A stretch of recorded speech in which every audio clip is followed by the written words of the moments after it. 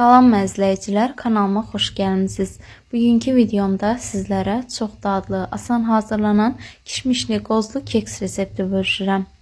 Bunun üçün 3 yumurtanın üzərinə yarım çay qaşığı duz, 1 stəkandan 2 barmaq aşağı şəkər tozu və 1 paket şəkərli vanili əlavə edib mikserlə köpüb ağarana kimi qarışdırırıq və ardından üzərinə 1 stəkan bitki yağı, 1 stəkan süd tökürəm və yarım çay qaşığı qabartma tozunu, 3 stəkan unu da az-az əlavə edib bunları qarışdırıram.